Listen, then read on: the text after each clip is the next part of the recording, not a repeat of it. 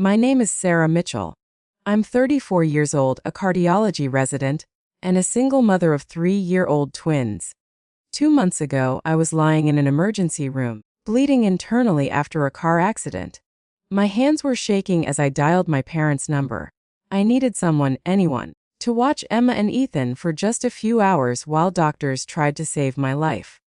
What I got instead was a text message in our family group chat that read, quote, "You've always been a nuisance and a burden.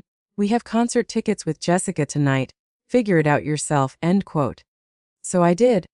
From my hospital bed, I called a nanny service, paid triple the rate, and made a decision that would change everything. I cut them off completely. The monthly mortgage payments, the health insurance, the car repairs, everything I'd been quietly paying for the past 8 years, gone. 2 weeks later, there was a knock on my door. And standing there was someone who would expose the truth in front of our entire family, in the most devastating way imaginable. Growing up in the Mitchell household, I learned early that love came with a ranking system. My older sister Jessica was the star, always had been. She was 3 years older, effortlessly beautiful, and had this magnetic quality that made our parents light up whenever she walked into a room. When she announced she wanted to pursue fashion design, Mom cried happy tears. Dad called her our little visionary. When I said I wanted to become a doctor, Des nodded and said, "That's practical." That was it. Practical. Not amazing, not inspiring, just practical. I told myself it didn't matter. I buried myself in textbooks, aced every exam, and clawed my way into one of the top medical schools in the country. 4 years of undergrad, 4 years of medical school, 3 years of residency specializing in cardiology. The day I graduated from medical school should have been one of the proudest moments of my life. My parents arrived 2 hours late. "Sorry, sweetheart," Mom said, not quite meeting my eyes. Jessica had an emergency meeting with a potential investor. We had to drop her off first. No flowers. No celebration dinner. Just a quick photo in the parking lot before they rushed off, because Jessica needed emotional support after her meeting. Compare that to Jessica's first fashion show 3 years earlier. The whole family flew to New York, 5-star hotel, front row seats. Dad posted 17 photos on Facebook with captions like, "So proud of our talented girl." I got a parking lot photo and a lukewarm "Congrats, honey." I told myself it made sense. Fashion is competitive. Jessica needed more support. Medicine is stable. I could handle things on my own. But what I didn't know then was that my parents' favorism wasn't just emotional. It was financial, and I was the one footing the bill. It started 8 years ago, right after I finished medical school. Dad called me one evening, his voice tight with embarrassment. "Sarah, we're in a bit of a bind. The mortgage payment is due and things are tight this month. Could you help us out? Just this once." Just this once. I transferred $2,400 that night without hesitation. They were my parents. Of course I would help.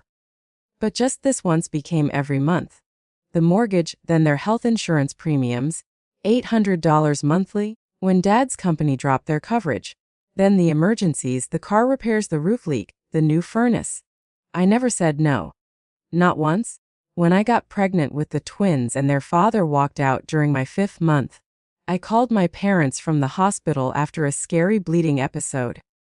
I was terrified, alone, desperate for support. "Oh honey, we wish we could come," Mom said. "But Jessica is so staffed after her show in Milan. She really needs us right now." They didn't come. Not for the birth. Not for the first month when I was barely sleeping, nursing 2 newborns while studying for my board exams. But the automatic transfers kept going out. $2,400 for the mortgage, $800 for insurance, whatever else they needed. I kept a spreadsheet. I don't know why. Maybe some part of me needed to see it in black and white. The numbers were staggering. 8 years, $320,000, give or take. I never asked for gratitude. I never expected a parade. But I also never expected to be called a burden by the people I'd been carrying for almost a decade. That reckoning was coming. I just didn't know it yet. The accident happened on a Tuesday evening. I was driving home after a 16-hour shift. My eyes were heavy, but I was alert enough. The light turned green. I pulled into the intersection. I never saw the truck. It ran the red light doing 50. The impact hit my driver's side door. Glass exploded. Metal screamed.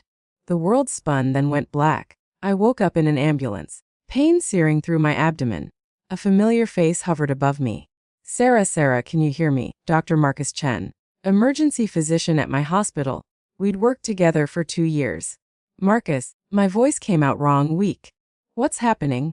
You were in an accident. We're taking you in now. Possible internal bleeding. You're gonna need surgery. Surgery. The word hit me like a second collision. My kids?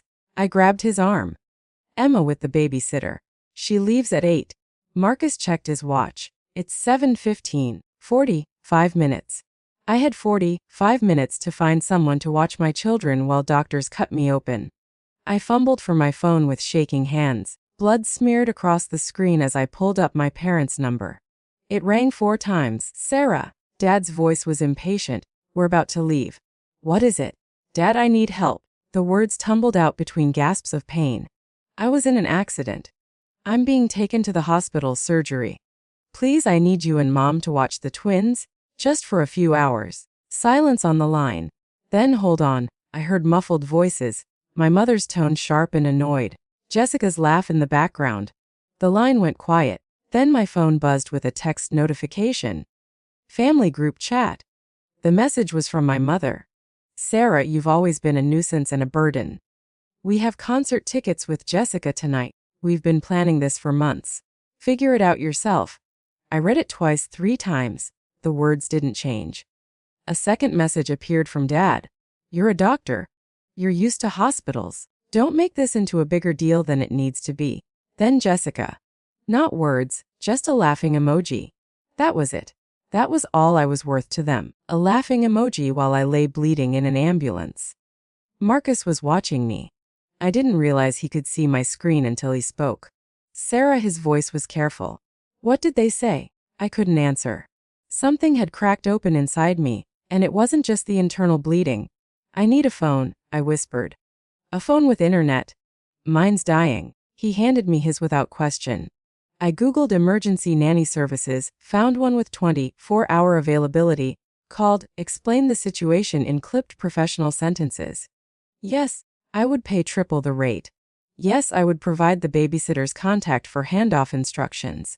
Yes, I authorized payment immediately. It was done in 4 minutes. Marcus was still watching me when I handed back his phone. He didn't say anything. He didn't have to. Can you screenshot those messages? I asked.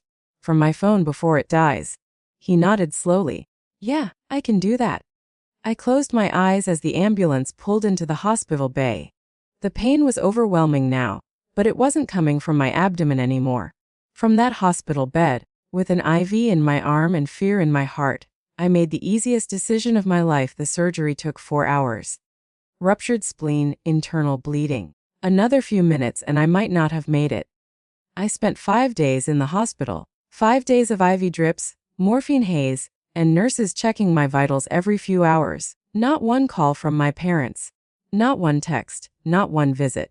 The emergency nanny service was expensive, but worth every penny. They coordinated with my regular sitter, kept Emma and Ethan safe and fed, sent me daily photo updates. Strangers took better care of my situation than my own family. On day 3, I asked the nurse for my laptop.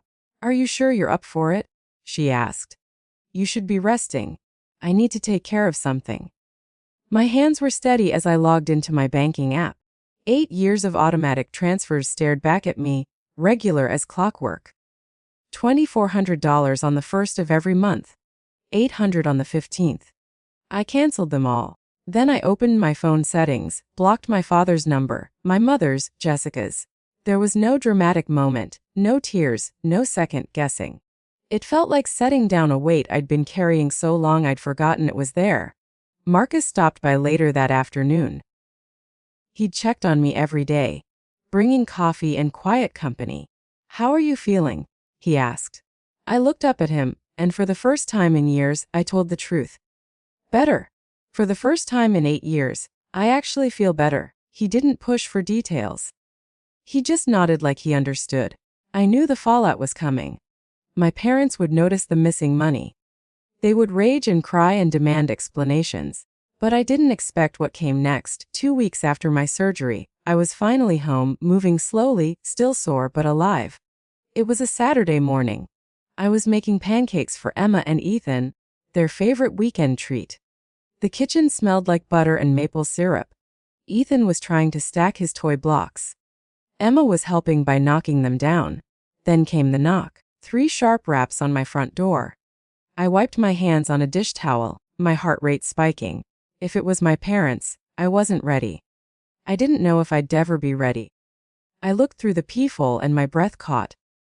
Standing on my doorstep was a tall man in his 70s, silver hair neatly combed, sharp blue eyes that I remembered from childhood, a posture that still carried the authority of 40 years on the federal bench. Grandpa William. I hadn't seen him in almost 3 years. My parents always had excuses for why we couldn't visit. Too busy, too far, too inconvenient. I opened the door and he pulled me into a hug so tight it made my surgical incision ache. Sarah, his voice was rough. Let me look at you. He pulled back, his eyes scanning my face, then dropping to where my hand rested protectively over my abdomen.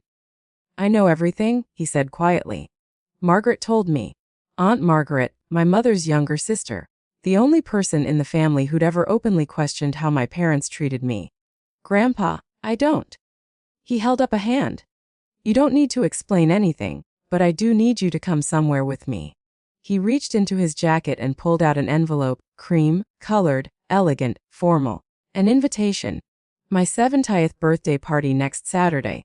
The whole family will be there. His eyes met mine. And I have some things that need to be said.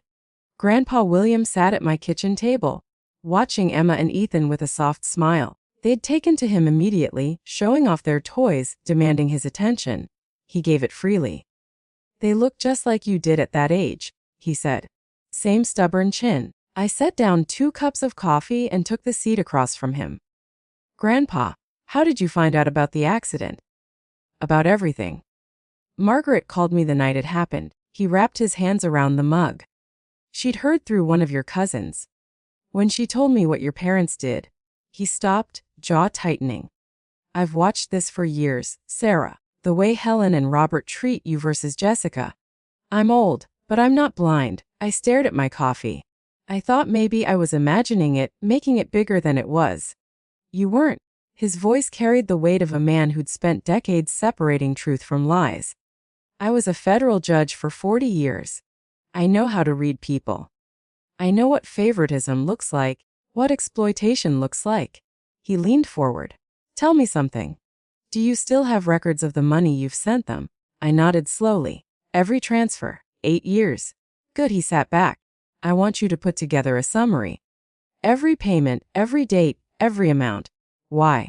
Because at my birthday party, in front of the entire family, I intend for the truth to come out. His eyes were steel. Not as an attack, not as revenge, simply as facts. And facts, as I learned in 40 years on the bench, have a way of speaking for themselves. My hands trembled around my mug. What if they hate me? The ones who matter won't. He reached across and squeezed my hand. And the ones who do never deserved you in the first place. The next 2 weeks were a blur of preparation. I printed every bank statement, every transfer confirmation, 8 years of financial records organized chronologically, bound in a plain manila folder. Looking at it all together was staggering. Month after month, year after year, a river of money flowing one direction. Aunt Margaret came over 3 days before the party. She was 55, sharp-tongued, and had always been the black sheep of the family for refusing to pretend everything was fine. She flipped through the folder, her expression darkening with each page. $360,000, she said flatly. Sarah, do you understand what this is? I know. This is more than most people make in 7 years of full-time work. She set down the folder. And they called you a burden. I pressed my palms against the kitchen counter. I don't want to destroy the family, Aunt Margaret. I just want them to see, to acknowledge what I've done. You're not destroying anything. She stood and put her hand on my shoulder. You're just stopping the lie. They built their comfortable life on your silence. You're not obligated to keep giving them that. I nodded, though my stomach churned with anxiety. What if everyone takes their side? Some might. Family is complicated. She shrugged, but your grandfather has a lot of influence. And more importantly, you have the truth. That evening, I got a text from a cousin I barely spoke to. Heard you and your parents had a falling out. Jessica's been telling everyone you've been acting erratic since your accident. Just wanted to give you a heads up. I stared at the message. They were already spinning the narrative, painting me as unstable, preparing their defense before I even arrived. I hadn't wanted a fight, but it seemed they were bringing one anyway. Grandpa William's house was a colonial estate on 3 acres of manicured land, white columns, wraparound porch, the kind of place that whispered old money and quiet authority. I pulled into the circular driveway, my hands tight on the steering wheel. Emma and Ethan were in their car seats, chattering about the big house and the balloons they could see through the windows. More than 40 cars lined the property. The whole family was here. I wore a simple navy dress, professional, understated. I wasn't here to make a scene. I was here to tell the truth. The folder was in my bag. Inside, the party was already in full swing. Waiters circulated with champagne. A string quartet played in the corner. Crystal and silver glinted under the chandelier light. I spotted them immediately. My parents stood near the fireplace. Dad in his best suit, looking distinguished. Mom in a cream-colored dress laughing at something someone said. They saw me at the same moment. Mom's laugh died. Dad's face went rigid. For a long moment, none of us moved.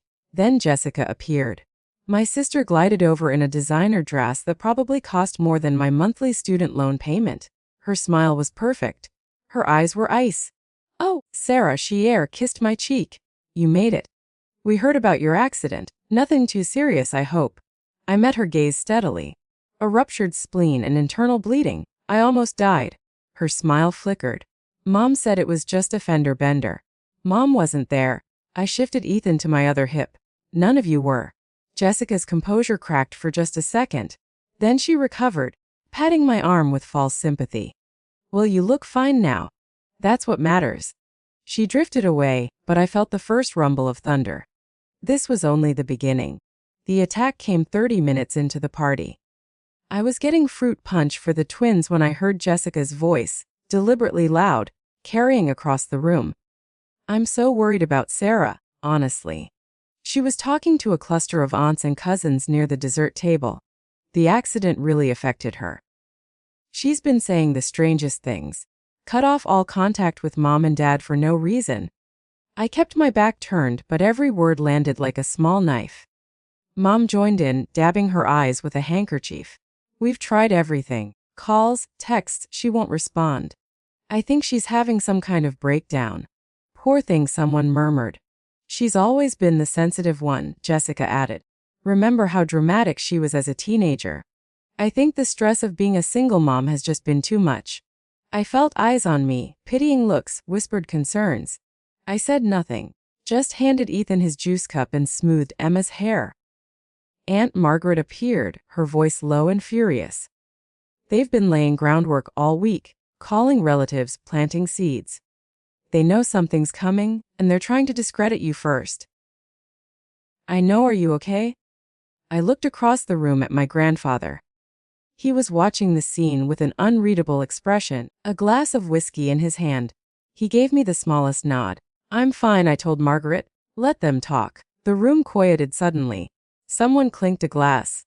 Grandpa William rose from his chair. At 70, he still commanded attention like the courtroom judge he'd been for 4 decades. Every eye in the room turned to him. "Before we continue with the festivities," he said, his voice carrying effortlessly, "I have a few things I'd like to say."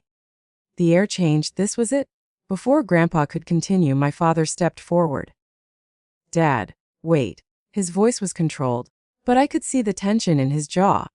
"Before you say anything, there's something the family should know." Grandpa raised an eyebrow. "Robert." Dad turned to face the room, every inch the concerned parent. "As many of you may have heard, my daughter Sarah has been going through a difficult time." He gestured toward me with a sad smile. "After her accident, She's been confused, distant. She's cut off contact with her mother and me completely.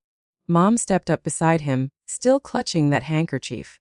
We've only ever wanted the best for her, she said, her voice trembling. But she's been spreading terrible lies about us, saying we abandoned her, that we don't love her. The room was silent. I felt 40 pairs of eyes boring into me. We've tried to be patient, Dad continued. But it's been heartbreaking. We gave that girl everything. Everything, Jessica added from across the room. She's even been claiming we refused to help her during her accident, which is absolutely not true. There must be some kind of misunderstanding. Someone near me let out a sympathetic murmur. The poor things.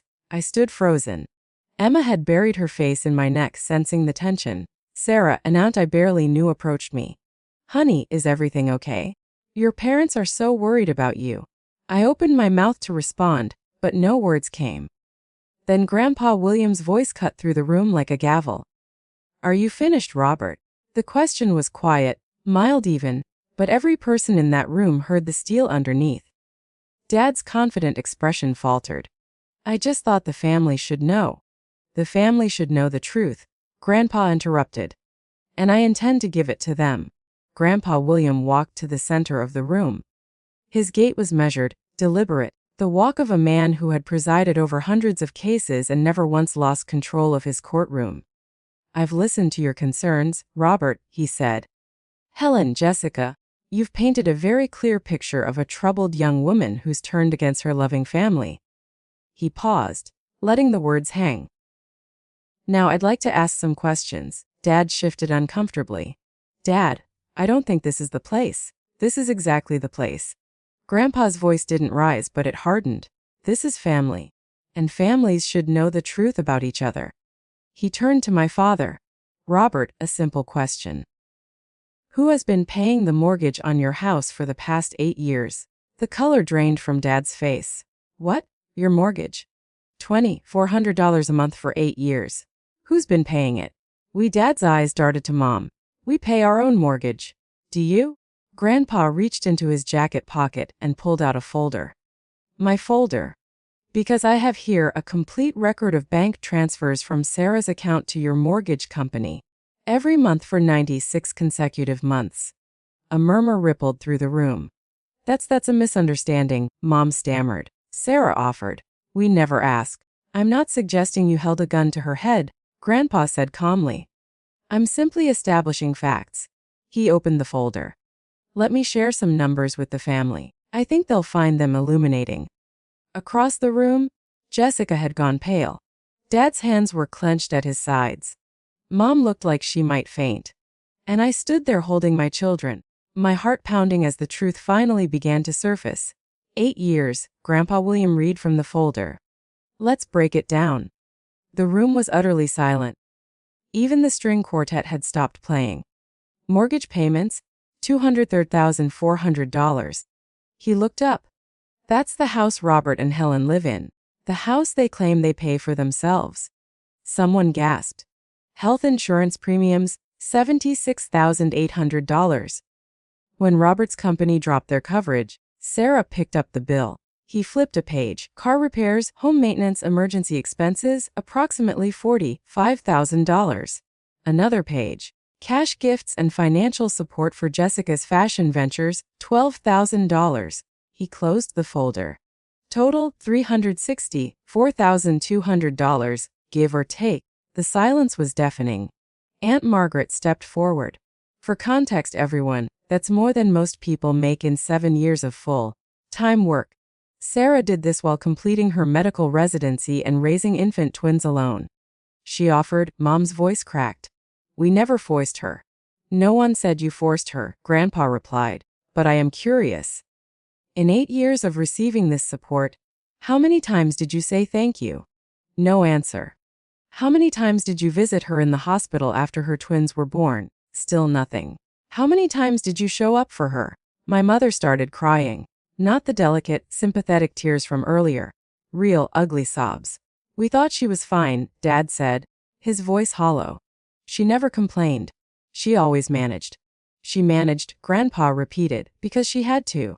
Because you taught her that her needs didn't matter. An uncle near the back shook his head. Jesus, Robert. $360,000 and you called her a burden. Dad flinched like he'd been struck. But Grandpa wasn't finished.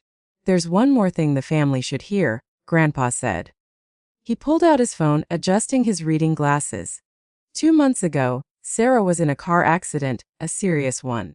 She was bleeding internally and being rushed to emergency surgery. From the ambulance, she called her parents.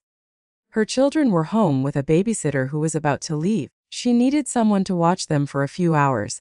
He paused, looking directly at my parents. This is the text message she received in response. From Helen. I'll read it exactly. He cleared his throat. Sarah, you've always been a nuisance and a burden. We have concert tickets with Jessica tonight. Figure it out yourself. The room erupted. Oh my God, someone breathe. That's not. You're taking it out of context, Jessica said desperately. There is no context, Aunt Margaret snapped. That makes abandoning your daughter during a medical emergency acceptable. We didn't know it was serious, Dad shouted. Did you ask? Grandpa's voice cut through the chaos. Did you call her back? Did you come to the hospital? Silence. The answer, for those wondering, is no, no, and no. A woman I recognized as a distant cousin stepped away from my parents, her face twisted with disgust. Several others followed. My mother was sobbing uncontrollably now. I didn't mean it like that. I was frustrated. I didn't think. You didn't think your daughter might die? Grandpa finished. Because you never thought about her at all. He turned to face the room. I'm not asking anyone to pass judgment. I'm simply presenting facts. What you do with them is your own choice. He looked at me finally, his eyes soft. Sarah, is there anything you'd like to say? I hadn't planned to speak. I'd come here expecting Grandpa to handle everything, to let the facts speak for themselves while I stood silently in vindication. But looking around the room at my crying mother, my shocked father, my sister's crumbling facade, I realized I had something to say after all. I handed Ethan to Aunt Margaret and stepped forward. I didn't come here for revenge. My voice was steadier than I expected. I came here because Grandpa invited me. And because for 34 years, I've been living with a version of my family that wasn't real. A version where I was the strong one, the reliable one, the one who didn't need anything. I looked at my parents. I believed you when you said Jessica needed more support because her industry was harder. When you said I could handle things on my own, I believed you, and I tried to be what you needed me to be. A tear slid down my cheek, but I didn't wipe it away. But that night in the ambulance, bleeding and terrified, I finally understood. I wasn't strong to you. I was convenient. I wasn't reliable. I was exploitable. And no matter how much I gave, it would never be enough to make you see me the way you see her. Several family members had moved closer to me. An aunt touched my arm. A cousin nodded with tears in his eyes. My father started to speak. Sarah, I'm not finished. He stopped. I don't hate you, I said quietly. But I can't keep pretending this is okay. I can't keep buying love that should have been free. An uncle across the room turned to my father. How could you, Robert? This whole time you've been living off your daughter while treating her like nothing. The room was turning. I could feel it. So what now? Dad's voice was desperate. You've humiliated us in front of the whole family. Are you happy? I shook my head slowly. I'm not happy, Dad. None of this makes me happy. I took a breath. But I'm also not sorry. Because this isn't about humiliation. It's about honesty. For the first time in 8 years, our family knows the truth. Not your version, not Jessica's spin. The truth. Jessica tried once more. This is ridiculous. You're acting like we're monsters. We're your family. Families help each other. You're right. I turned to face her. Families do help each other. So where were you when I was pregnant and alone? Where were you when I was raising newborns while studying for boards? Where were you when I was bleeding out in an ambulance? She had no answer. I looked back at my parents. From now on, I won't be sending money. Not because I can't afford it, but because financial support should be a gift, not an obligation, and it should flow both ways in a family that actually cares about each other. My mother reached toward me. Sarah, please. I'm also not cutting you off forever, I continued. But I need space, real space.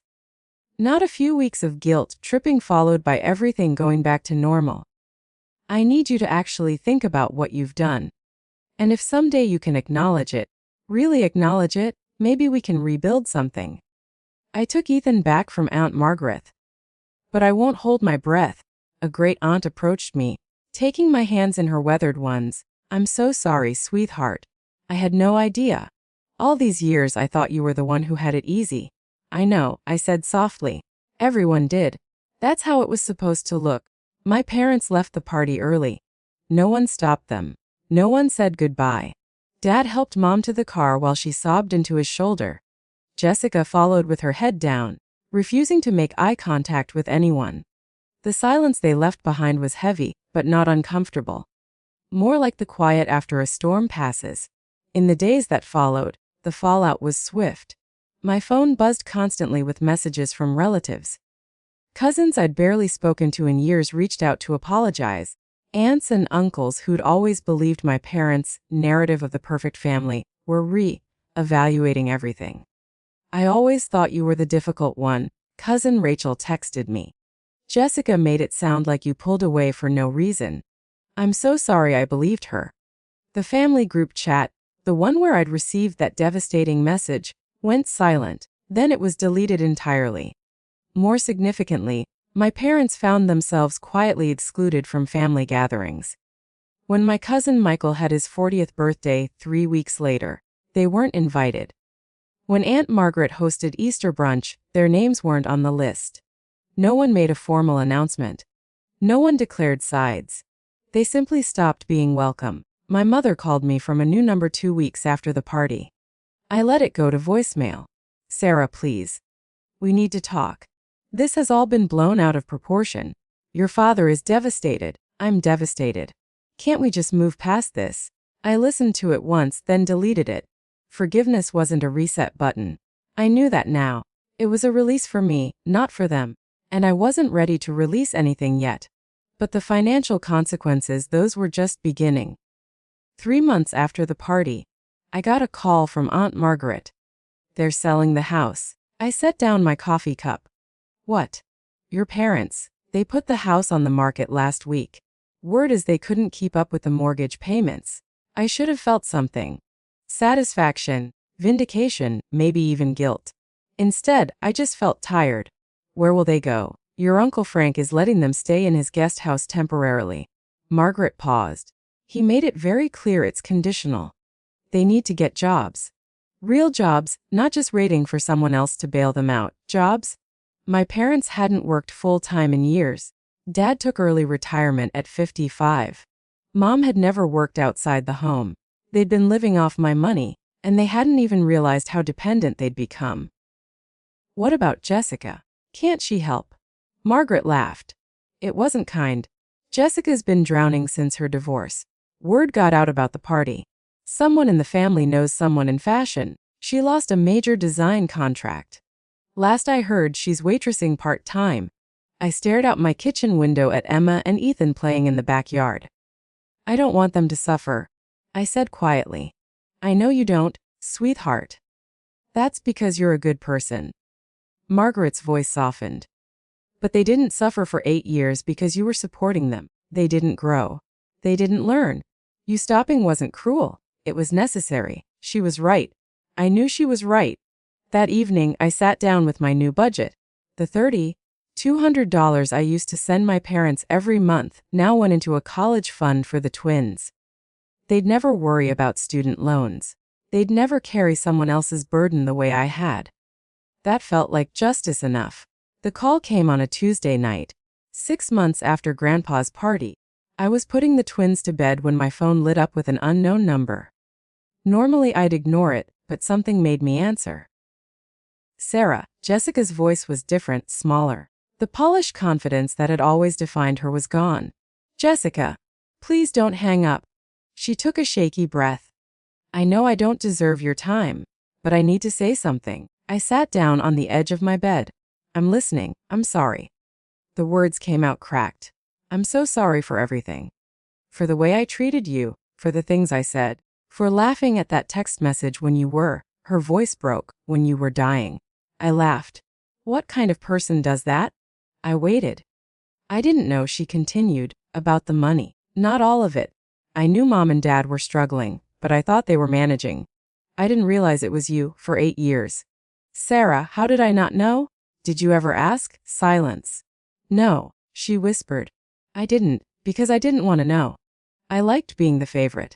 I liked that everything came easy for me. She laughed bitterly. Nothing's easy anymore. I heard about the contract. Yeah, turns out your reputation matters in this industry. Funny how that works. We sat in silence for a moment. I'm not asking for money, she finally said, or forgiveness. I just wanted you to know that I see it now. What Mom and Dad did, I see all of it. I took a deep breath. Then start from there. Stand on your own feet. Be better. Yeah. Her voice was thick with tears. I'm trying. Good. I hung up. And for the first time I felt something like hope. 6 months after that call, 1 year after the accident that changed everything, I stood in my new apartment watching the sun set through the windows. It wasn't big. 2 bedrooms, 1 bathroom, a small kitchen. But it was 5 minutes from the hospital, in a good school district. And most importantly, it was mine. No mortgage payments to parents who didn't appreciate them. No insurance premiums for people who called me a burden. Just rent, utilities, and a college fund growing steadily every month. Emma and Ethan were at Grandpa William's house for the afternoon. He'd become a fixture in our lives over the past year. Every Sunday he'd pick them up for adventures. The zoo, the park, ice cream that I pretended not to know about. They're good kids, he told me once. You're raising them right. From him, that meant everything. Aunt Margaret had become more than family. She was a friend. We had dinner together twice a month. She'd helped me navigate the emotional aftermath of the party, of setting boundaries, of learning to prioritize myself. You know what I admire about you? She said recently. You didn't become bitter. A lot of people would have. You had every right to. What would be the point? I'd replied. Bitterness is just drinking poison and expecting someone else to get sick. As for my parents, we hadn't spoken directly. But I knew from family whispers that they were still at Uncle Frank's. Dad had gotten a part-time job at a hardware store. Mom was doing bookkeeping for a local church.